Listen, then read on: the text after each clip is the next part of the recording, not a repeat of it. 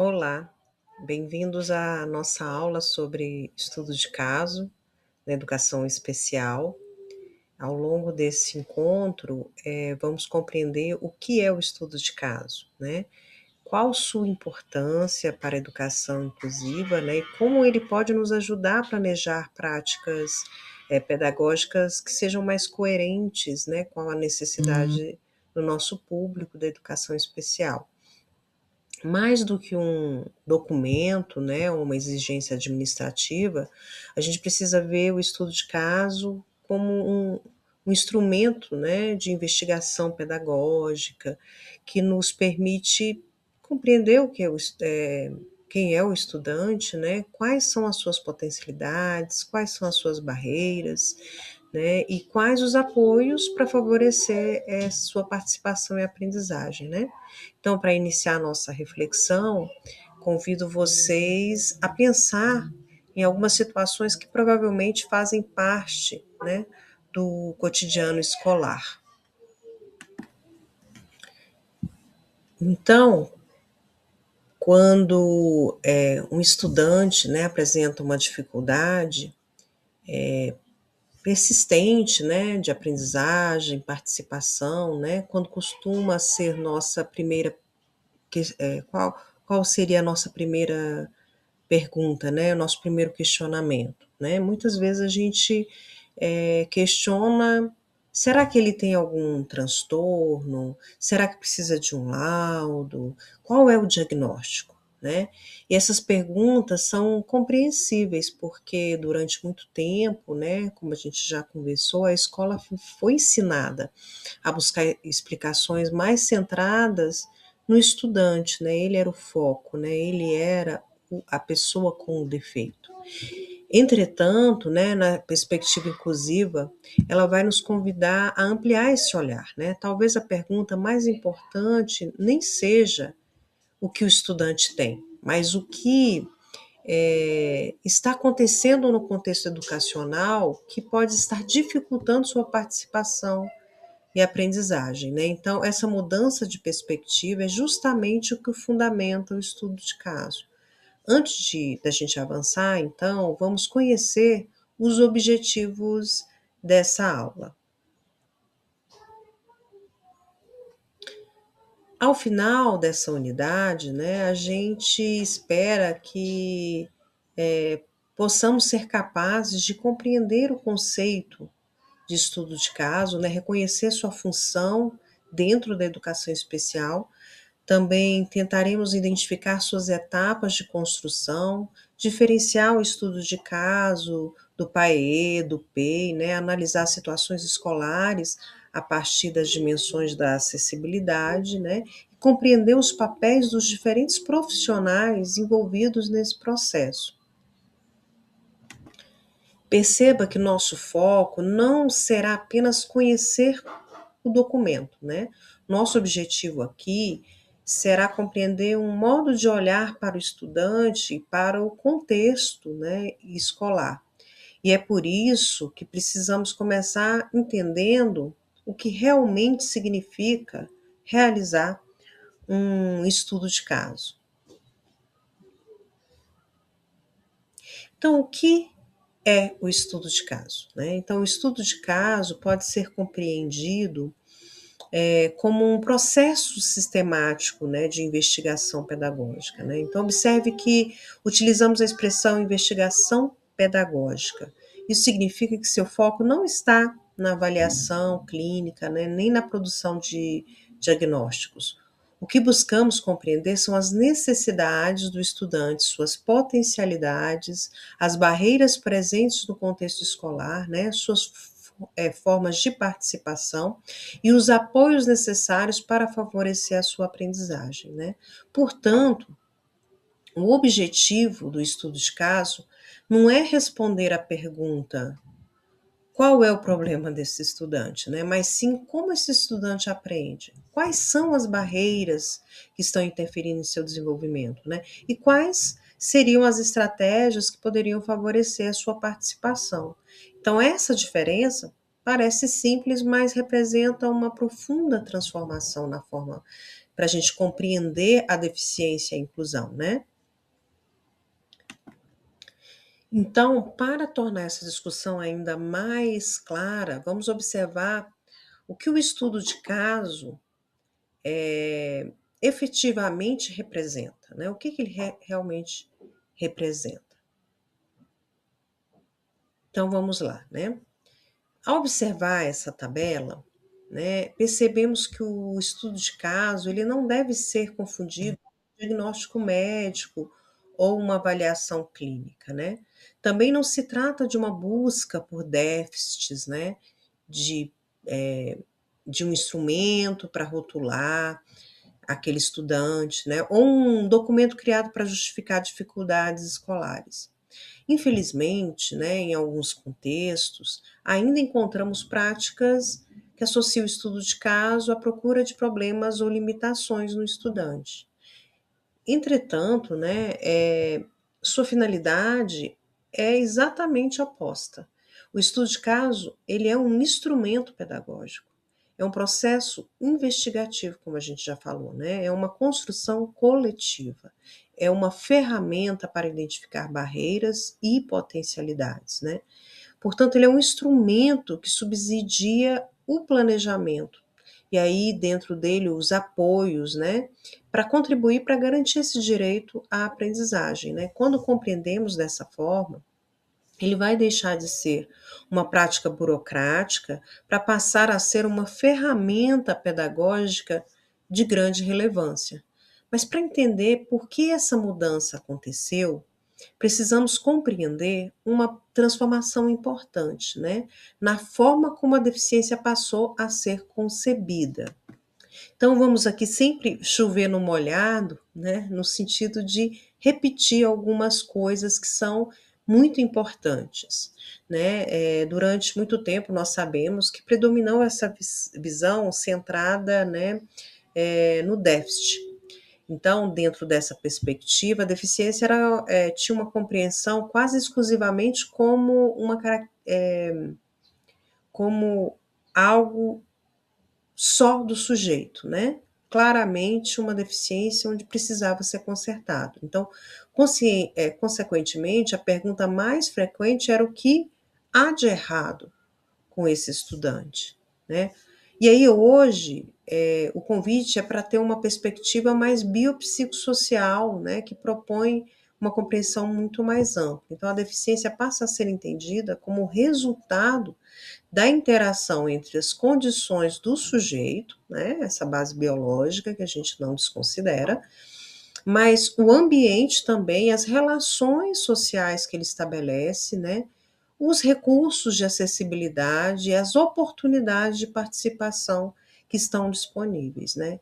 Então, isso significa que não podemos analisar o estudante de forma isolada, né? A gente precisa analisar também qual contexto ele está inserido, né? Por essa razão, a pergunta acaba mudando, né? Em vez de eu perguntar o que há de errado com o estudante, eu vou perguntar o que está dificultando sua participação, né? E essa mudança desloca o nosso olhar do déficit para as barreiras. E será justamente sobre essas barreiras que falaremos no próximo bloco aqui da aula, né? Que aí a gente vai entrar sobre outras contribuições. Então, para isso, a gente vai falar das contribuições da CIF, que já falamos sobre esse documento, né? Então, para compreender melhor essa mudança, né, de paradigma, a gente vai precisar compreender, né, conhecer uma importante referência internacional, que a gente já falou na aula passada também, quando a gente estava falando sobre o currículo. A gente já tocou sobre isso quando a gente falou sobre a visão da deficiência, né, mas a gente está retomando aqui, que é a Classificação Internacional de Funcionalidades, Incapacidades e Saúde, conhecida como CIF, né? Então a CIF foi desenvolvida pela Organização Mundial da Saúde, né? Em 2001, nós já falamos sobre isso, né? E ela trouxe uma contribuição fundamental para a compreensão da deficiência. Até então, era muito mais comum que o foco estivesse centrado apenas nas limitações, né? E no funcionamento do corpo, né? Dentro do diagnóstico clínico. A CIF, ela propõe ampliar esse olhar, não só para os profissionais da educação, mas para os profissionais da saúde, principalmente, onde ela é até mais usada, ou deveria ser. Então, ela nos convida, na verdade, a observar não apenas funções corporais, né, mas também atividades, participação, fatores ambientais, fatores pessoais, né. Então, observa como essa mudança ela é significativa. A pergunta central vai deixar de ser qual é a deficiência, né? A gente batendo na mesma tecla. E passa a ser como ampliar a funcionalidade, né? A participação dessa pessoa nos diferentes contextos de vida, né? Então, essa perspectiva, ela vai dialogar profundamente com a educação inclusiva, porque nos ajuda a compreender que a participação não vai depender das características do estudante, mas também das condições oferecidas pelo ambiente, no caso, um ambiente escolar. E é essa compreensão que encontra um forte diálogo com o importante autor da educação, que é o Levi Vygotsky, e que está na base do nosso currículo em movimento. Então, aqui vamos passar para falar um pouquinho aqui, novamente, sobre o Vygotsky, né? Então, ao pensar na educação especial, né, Vygotsky apresentou reflexões extremamente atuais, né? Para ele, a deficiência não determina o destino de uma pessoa, né? O desenvolvimento humano, ela não ocorre de forma isolada. Então, ele acontece por meio dessas interações sociais, das experiências culturais, das mediações que são oferecidas, né, pelos diferentes grupos dos quais nós fazemos parte, né? Então, isso vem significando que os estudantes com características semelhantes podem ter trajetórias completamente diferentes, né, dependendo das oportunidades, né, de aprendizagem que encontram ao longo da vida. Por essa razão, né, Vygotsky vai acabar deslocando nossa atenção das limitações para as potencialidades, né, dentro do desenvolvimento, né? Então, ele nos convida a fazer esse olhar, né, para aquilo que o estudante pode aprender com apoio, mediação, né, e a participação social. E isso tem uma consequência direta para a construção do estudo de caso.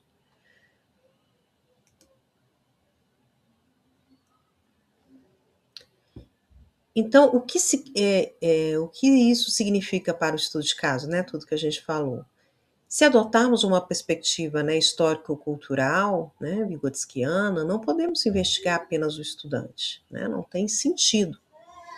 Precisamos investigar também a escola e seus atores, né? Precisamos compreender como a sala de aula está organizada, quais as metodologias são usadas, quais as relações se estabelecem entre os profissionais, estudante, e demais funcionários, né? Quais as oportunidades de participação estão sendo oferecidas. Em outras palavras, né, o foco deixa de ser exclusivamente o indivíduo e o foco passa a ser a relação entre o sujeito e contexto, né? Então, por isso, ao realizar um estudo de caso, precisamos fazer uma pergunta muito importante, né?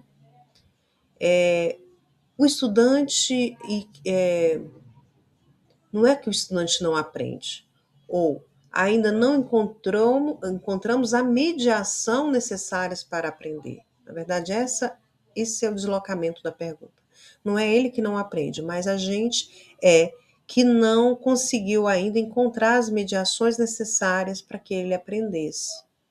E essa pergunta, né, ou essas perguntas são fundamentais porque evita que atribuamos automaticamente, né, ao estudante as dificuldades que podem estar relacionadas, na verdade, ao ambiente escolar. E é exatamente neste ponto que surge o conceito de barreiras.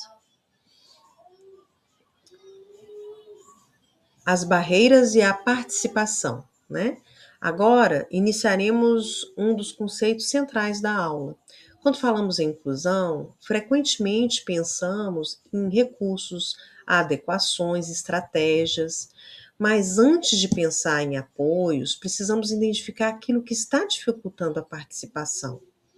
E por isso que o conceito de barreira, ele acaba ocupando um lugar tão importante na educação inclusiva.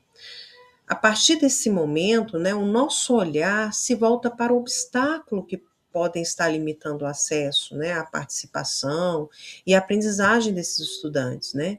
Então, vamos compreender melhor esse conceito? Então, barreiras, né? As barreiras, elas são obstáculos que dificultam ou impedem a participação plena desse estudante. Então, esses obstáculos, eles podem interferir no acesso, na permanência, na aprendizagem, no desenvolvimento escolar. E é importante destacar que as barreiras nem sempre são do estudante. Aliás, muitas vezes elas estão na própria organização da escola. Pode estar na forma como ensinamos, na forma como avaliamos, na forma como nos comunicamos, até mesmo nas expectativas que construímos sobre determinados estudantes, ou mesmo nas normas e procedimentos institucionais. Então, essa compreensão representa uma mudança muito importante, né? Em vez de procurarmos apenas limitações individuais, passamos a investigar quais condições do contexto pode estar restringindo a participação. E para nos ajudar nessa análise, né, Romeu Kazumi Sasaki propôs um importante conjunto de dimensões da acessibilidade, né, que leva até o próprio nome do seu livro, né, As 7 Dimensões de Acessibilidade.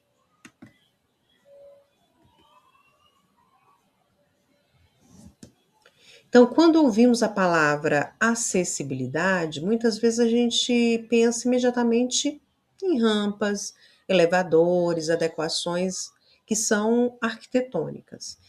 Entretanto, né, Sasaki nos mostra que a acessibilidade é um conceito muito mais amplo. Ele acaba envolvendo diferentes aspectos da vida social e escolar, né? E por isso ele organiza a acessibilidade em 7 dimensões, né? A arquitetônica, a comunicacional, a metodológica, a instrumental, a pragmática, né? Programática, aliás, a atitudinal e a natural. Eu lembro que ele até falou que tentou colocar mais ou menos em ordem alfabética na organização do livro dele. Aqui não está, mas no livro sim. Cada uma dessas dimensões, né, nos ajuda a identificar diferentes tipos de barreiras que podem estar presentes no contexto educacional. Então, quando a gente analisa um estudante, né, analisa o seu contexto, precisamos observar todas essas dimensões, né? E é exatamente isso que veremos na figura apresentada no próximo slide.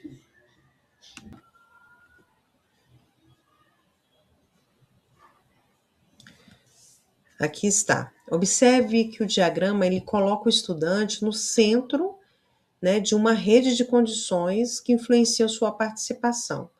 A acessibilidade arquitetônica, né, ela refere-se aos espaços físicos.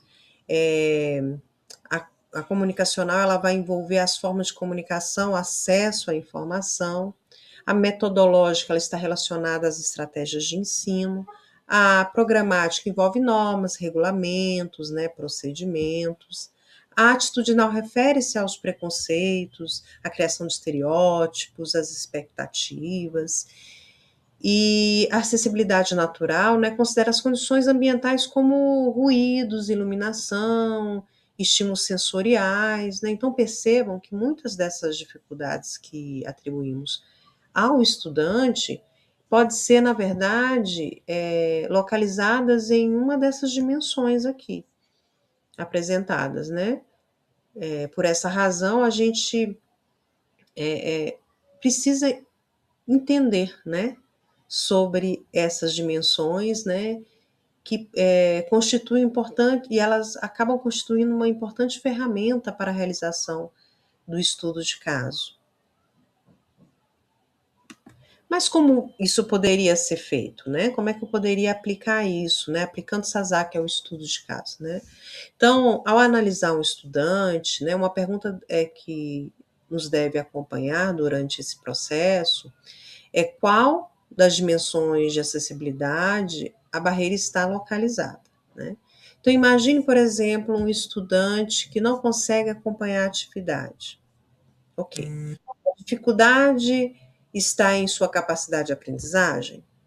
Ou a atividade foi apresentada de forma exclusivamente abstrata e para ele isso fica mais complicado, né? Imagine um estudante que não participa das discussões em sala. Estamos diante de uma limitação individual ou de uma barreira comunicacional? Perceba que as respostas nem sempre são muito simples, né? Mas é justamente essa investigação que dá sentido ao estudo de caso. A partir daqui, já compreendemos os fundamentos teóricos que sustentam esse processo, porque ele pode ter questões biológicas associadas que constituem barreiras, mas o ambiente não está acessível, né? Ele, ele permanece com essas barreiras e por isso essas aprendizagens, né, essas participações, elas não ficam tão efetivas. Então, agora avançaremos para uma dimensão um pouquinho mais prática, né? Como o estudo de caso é organizado, né? Quais são suas etapas?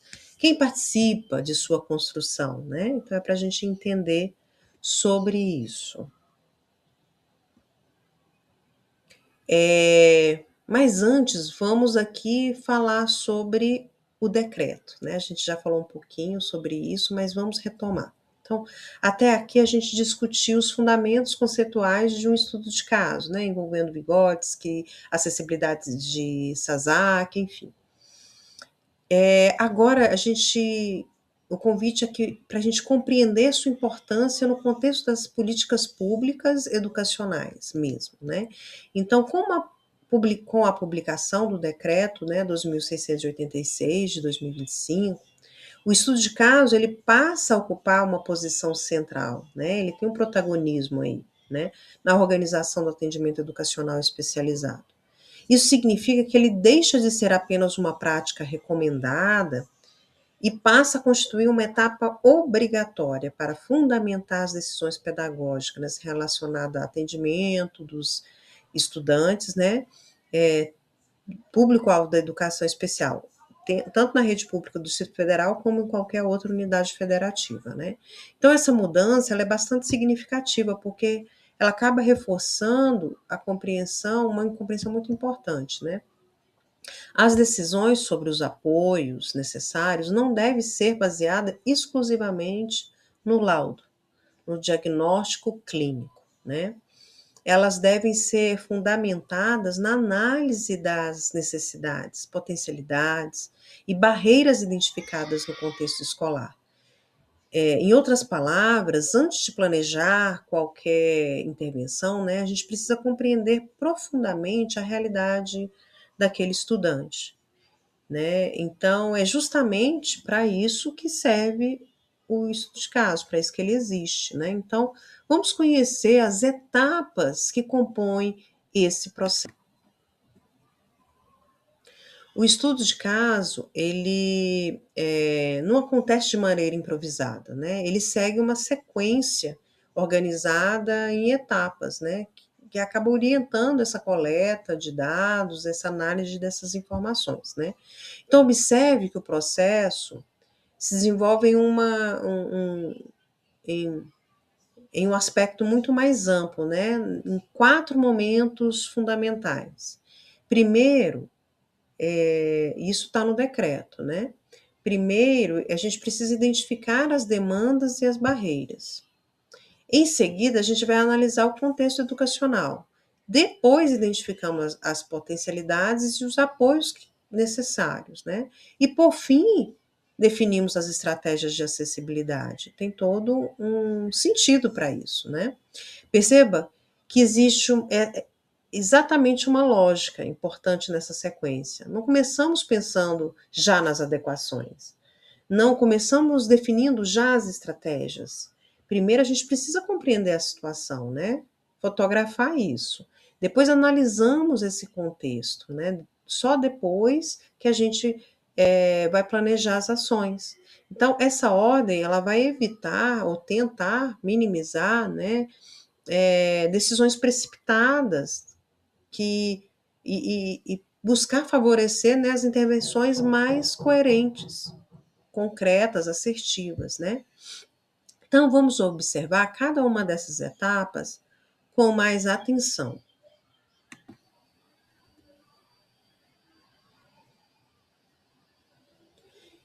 Então, ao revisitar essas etapas, vale destacar que elas não constituem, né, compartimentos isolados, tá? Não é isso, não passei aqui. Pronto. Na prática, elas acabam dialogando constantemente entre si, tá? É só para deixar isso bem claro. Então, ao identificarmos uma barreira, podemos perceber a necessidade de coletar novas informações, né? Então, reconhecer uma potencialidade, podemos reinterpretar uma dificuldade anteriormente observada. Por isso, o estudo de caso ele deve ser compreendido como um processo dinâmico e contínuo, né?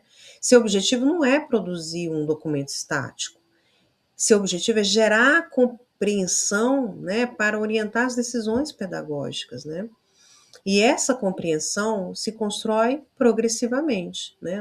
No próximo slide aqui, a gente, que na verdade é esse aqui, a gente já vai falar sobre essas etapas, né? Ele já está aqui como um fluxograma. Então vamos agora nos até observar direitinho esse fluxograma, né? A primeira etapa, ela consiste na identificação das demandas e barreiras. Aqui, ele vai buscar responder o que está dificultando a participação do estudante, né? Quais as evidências observadas no cotidiano escolar. E aí, na segunda etapa, a gente vai realizar a análise do contexto educacional, né? Depois de ver as barreiras que o estudante apresenta ali na identificação das barreiras de participação, a gente vai então ver dentro do ambiente escolar como ele está funcionando. Então, vamos investigar como a escola está organizada, quais as metodologias estão sendo utilizadas, como ocorre a avaliação. E aí, na terceira etapa, identificamos as potencialidades, os apoios, né? É aqui que a gente pode fazer as perguntas. O que o estudante já consegue fazer? Quais os recursos favorecem a sua participação, né? E só assim, né, finalmente, chegamos à definição das estratégias de acessibilidade. Então, é nesse momento que planejamos as ações concretas, né? Que a gente vai definir responsáveis e estabelecer as formas de acompanhamento. Então, observe ainda que o fluxograma ele termina com uma etapa de registro que se chama revisão contínua. Isso acaba fazendo nos lembrar de que o estudo de caso não se encerra após a sua elaboração. Ele não pode, né? É um documento vivo. Ele deve ser constantemente revisitado, né? À medida que o estudante avança, e é isso que a gente gostaria, né? Ele enfrenta novos desafios ou necessita de novos apoios, ele precisa ser revisitado e reformulado. Mas quem participa desse processo, né? Será uma responsabilidade de apenas um profissional fazer tudo isso?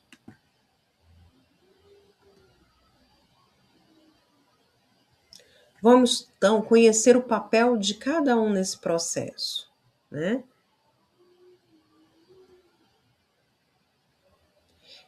No centro aqui, nesse trabalho colaborativo, né? No centro desse diagrama está o trabalho que é pensado por todos, né? Observe que todos os participantes contribuem, né, para a construção do estudo de caso, né? Por isso eles estão aqui ladeando, né, esse trabalho colaborativo, todos eles, e não tem, né, um perfil hierárquico de quem pode mais, quem pode menos, né? Então, nenhum profissional, ele isoladamente, ele possui todas as informações necessárias para compreender a complexidade do processo educacional de um estudante, né? Por isso, o estudo de caso, ele deve ser construído coletivamente. Então, ele envolve diretamente olhares diferentes, experiências, né, diferentes conhecimentos, né, e essa perspectiva, ela dialoga, inclusive, com a noção de polifonia desenvolvida por Bakhtin, né? Nenhuma voz sozinha é capaz de explicar completamente uma realidade, mesmo porque quando nós falamos, nós não estamos sozinhos nessa fala, né? A gente já é produto de várias construções dialógicas que fizemos ao longo do nosso percurso de vivência, né? Então, nesse momento aqui é o encontro de diferentes vozes que vão acabar ajudando e ampliando a compreensão sobre esse estudante. Então, vamos conhecer o papel de cada um desses profissionais aqui. Então, o professor da sala comum, ele possui informações fundamentais sobre o cotidiano escolar, né? E é ele quem observa, registra, implementa estratégias e acompanha resultado. Então, ele vai precisar de um tempinho ali primeiro para ele poder observar como esse estudante atua nesse contexto. Então, o professor de atendimento educacional especializado, né, ele vai contribuir para a análise das necessidades, né? Ele vai tentar propor os recursos, ele vai participar da elaboração do PAEE, né, e orientação da equipe pedagógica. Então, ele é o profissional de AE habilitado, né, e se entende que ele tem uma formação habilitada para ajudar a entender as barreiras e perceber quais são os acessos necessários, né?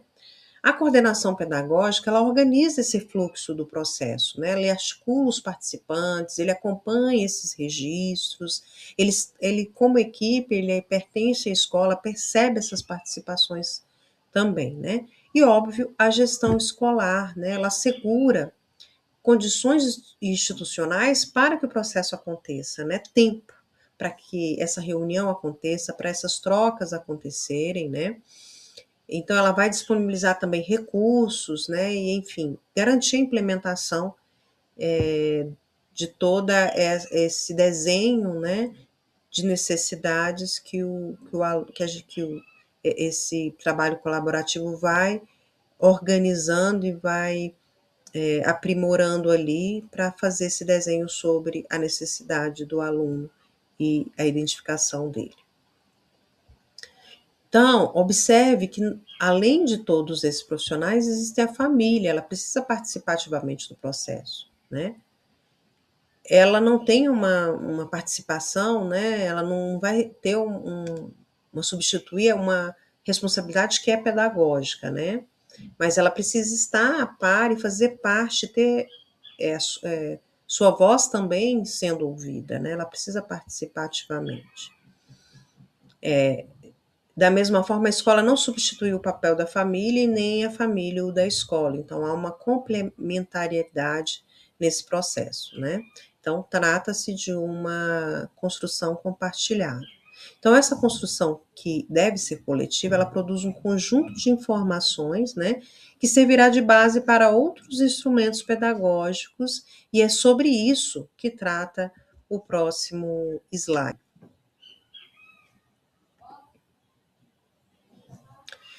Agora a gente pode visualizar como os diferentes instrumentos eles se articulam, né? Então, o primeiro passo é o estudo de caso, né? É nele que que nós investigamos, analisamos, compreendemos o estudante, suas potencialidades, suas necessidades, suas barreiras, né? E a partir dessas informações que a gente pode elaborar o PAEE, né? Que é o Plano de Atendimento Educacional Especializado, né? E o PEI. O PAE, ele organiza os recursos, serviços, os apoios, né? Que serão especializados, necessários para a promoção dessa acessibilidade e a participação. E aí, em seguida, a gente também pode fazer o quê? O PEI, né? Temos o PEI, o Plano o plano educacional individualizado. Enquanto o estudo de caso ele investiga, ele serve, né, um instrumento para fazer todas essas investigações, ele vai se materializar no PAE, que organiza esses apoios, né, e o PEI, que individualiza os objetivos, né, as estratégias pedagógicas e a forma de acompanhamento mesmo desse estudante, né. Então, portanto, a gente tem que compreender esse fluxo da seguinte forma, né, da seguinte maneira: o estudo de caso ele produz o conhecimento sobre aquele estudante, o PAE organiza esses apoios e o PEI ele orienta as práticas pedagógicas de forma mais individualizada, né? Então essa sequência é fundamental porque evita que o planejamento seja realizado sem uma compreensão prévia do estudante. E agora que já é, mais ou menos compreendemos todo esse processo, né, vamos analisar um caso concreto, né? Vamos tentar analisar um caso concreto para observar como esses conceitos eles podem ser aplicados na prática. Bom, então, como já compreendemos mais ou menos a parte teórica, né? As etapas do estudo de casos, os diferentes participantes envolvidos na sua construção, né? A gente vai tentar aqui compreender o processo acontecendo na prática, né? Então, apresento para vocês o caso de Lucas, né? Então, o Lucas, ele tem 11 anos, ele está matriculado no 5º ano do ensino fundamental, né? Ele apresenta deficiência intelectual, aqui não é necessário ter um diagnóstico, né? Mas vamos supor que ele tenha, ele vai compor também. E se ele já está no 5º ano, ele provavelmente já passou por algumas avaliações também clínicas, e eu não vou desconsiderar o laudo dentro do estudo de caso, mas ele não é mais centro, né? Então, observa que logo nas primeiras informações identificamos alguns elementos que são importantes, né? Lucas participa das atividades em grupo, ele demonstra interesse pelas aulas, mantém boas relações com os colegas, né? Esses dados já nos mostram que não estamos diante de um estudante desinteressado ou sem potencial de aprendizagem, mesmo porque nenhum é sem potencial, né? Mas ele demonstra aí interesse. Então, ao mesmo tempo, a gente observa algumas dificuldades também. Então, é importante elencar essas duas condições, né? O que a gente vê de potencialidades e onde a gente vê as dificuldades, né? Então, ele apresenta desafios para compreender textos mais extensos e para resolver problemas de matemática que exigem múltiplas etapas. Ele também necessita de mais tempo para concluir determinadas atividades, né?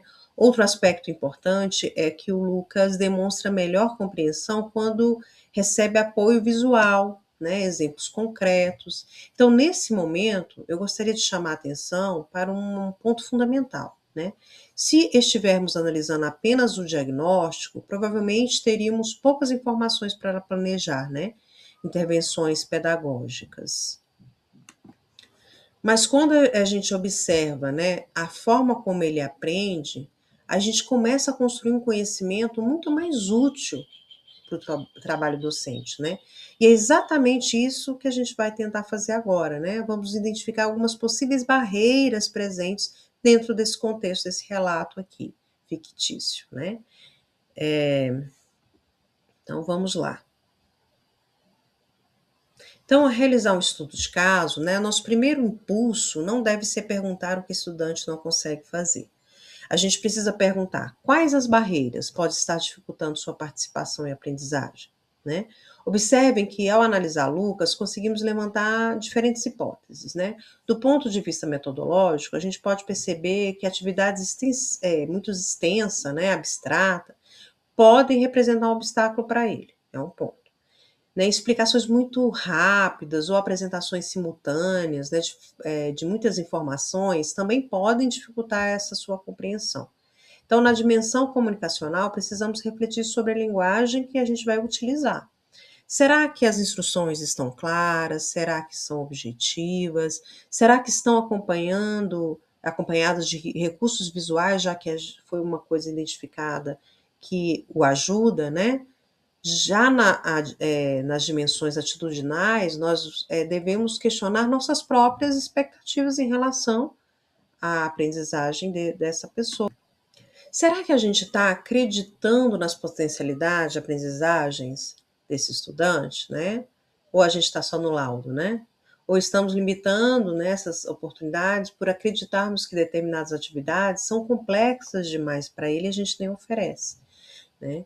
Então, também podemos identificar barreiras programáticas também, por exemplo, avaliações rígidas, padronizadas, ou um tempo insuficiente para impedir que esse tempo pode impedir que Lucas demonstre aquilo que realmente sabe, né? Ou a gente está dando atividades muito aquém do que ele conseguiria fazer, não além, mas aquém mesmo, né? Então, perceba algo importante: nenhuma dessas barreiras está necessariamente localizada na deficiência intelectual. Muitas delas estão na forma como organizamos esse ensino. E essa é uma das principais contribuições do estudo de caso, né? Ele nos ajuda a deslocar o olhar do diagnóstico para o contexto. Mas identificar barreiras é apenas parte do processo, né? Precisamos também reconhecer quais são as potencialidades do Lucas, por exemplo. Historicamente, né, muitos relatórios educacionais, eles concentram-se quase exclusivamente nas dificuldades dos estudantes. Na perspectiva inclusiva, ele propõe outro caminho. Tudo bem que nossos relatórios já pedem que a gente não coloque o que ele não consegue fazer, mas sim o que ele sabe fazer, né? Nenhum planejamento pedagógico pode ser construído apenas com as limitações, não é possível, né? Então, por isso, uma etapa necessária do estudo de caso consiste em identificar potencialidades, né?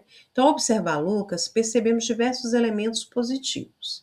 Ele participa das atividades coletivas, ele demonstra interesse em aprender, ele constrói relações positivas com os colegas, ele responde bem a recursos visuais, aprende melhor quando utilizamos materiais concretos, persiste diante dos desafios quando recebe um apoio adequado e apresenta avanços quando as atividades elas são organizadas em etapas, né? Então essas informações são extremamente valiosas, porque ela nos mostra que mostra não apenas que o Lucas o que ele é, o que ele está demonstrando ali, mas também o que ele aprende, né? E quanto mais compreendemos seus processos de aprendizagem, mais eficazes serão nossas intervenções pedagógicas.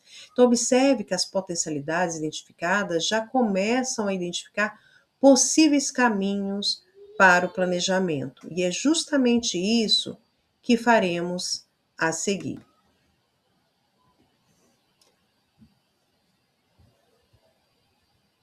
Então, gostaria de destacar um aspecto que muitas vezes passa despercebido, né?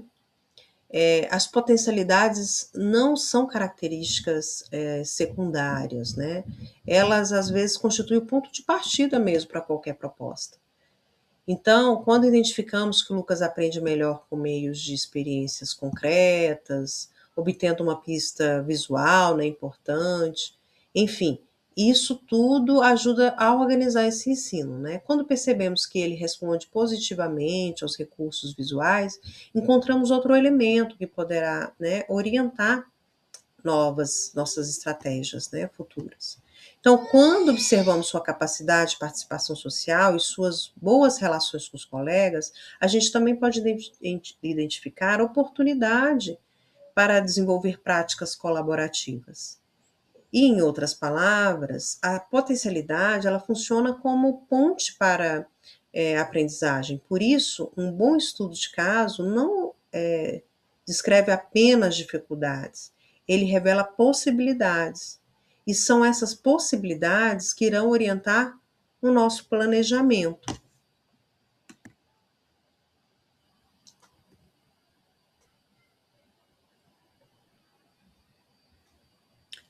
Após identificar as barreiras, né, as potencialidades, chegamos ao momento de planejar as ações concretas, né? Vamos lá.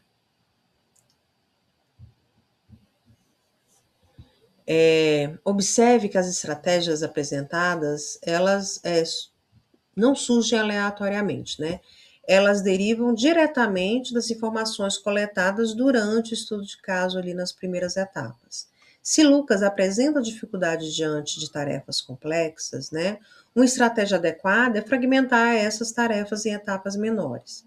Se aprende melhor por meio de experiências concretas, podemos utilizar materiais manipuláveis, né, jogos pedagógicos, exemplos do cotidiano.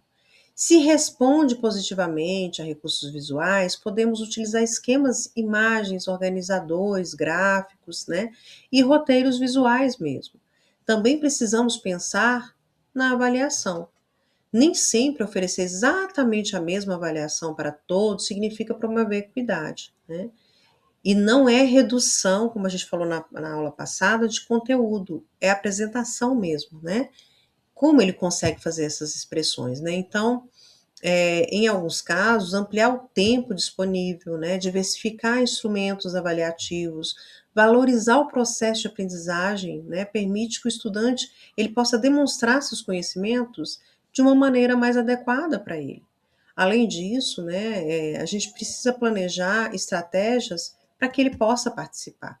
Então, atividades colaborativas, que é um forte dele, né, pode ser mediação entre pares, e oportunidade de protagonismo, né, favorecendo justamente até o sentimento de pertencimento, né, e que vai ajudar o desenvolvimento acadêmico mesmo, social, né? Percebam que estamos construindo um planejamento baseado em evidências observadas na realidade do estudante, né, nas primeiras etapas do estudo de caso.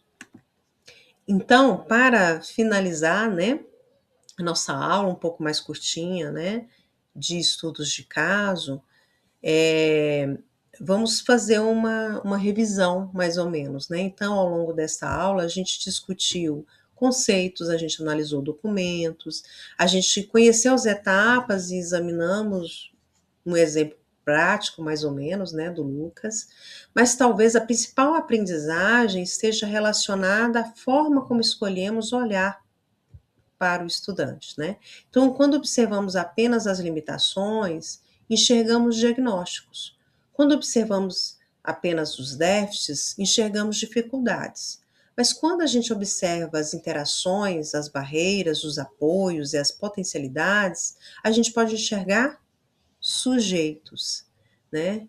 Então, sujeitos que aprendem, sujeitos que se desenvolvem, sujeitos que participam da vida escolar de maneira diversa. E o estudo de caso não existe para classificar estudantes, né? Ele existe para compreendê-los. E compreender é o primeiro passo para a gente construir práticas pedagógicas que tenha esse cunho mais inclusivo, né? Então, espero que essa reflexão ela possa ter contribuído para fortalecer essa atuação profissional, né? E ampliar suas possibilidades de intervenção junto aos estudantes públicos da educação especial. Então, muito obrigada pela participação e até o próximo encontro.